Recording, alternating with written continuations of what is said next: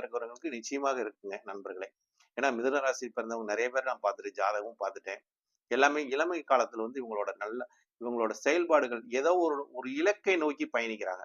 சும்மா ஏனாதாரமும் பயணிக்கிறதில்ல. ஒரு இலக்கை நோக்கி, ஒரு சிந்தனையை நோக்கி, ஒரு அறிவை நோக்கி, ஒரு புத்திசாலித்தனத்தை நோக்கி, தங்களோட நிலைப்பாடு எப்படி இருக்கு வாழ்க்கையில் என்று அதாவது இளமை காலத்தில் தங்களோட முதுமை காலத்தை உணரக்கூடிய ராசி தான் மிதுன ராசிக்காரங்க அப்படின்னு எடுத்துக்கலாம்.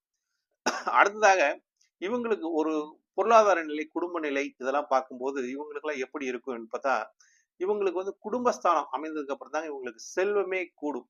அதாவது ஒரு ஒரு பொருளாதார நிலை உயரக்கூடிய தன்மை வரும். ஏன்னு கேட்டீங்கன்னா, குடும்பஸ்தானம் இவங்களுக்கு வந்து ஒரு ஒரு சரராசியா வரக்கூடியது.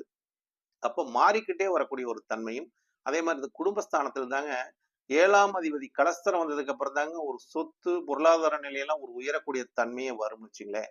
அப்ப 7ஆம் இடங்கிறது கலஸ்திரம் மனைவியை குறிக்கக்கூடிய பாவம். மனைவி வந்ததுக்கு அப்புறம் ஒரு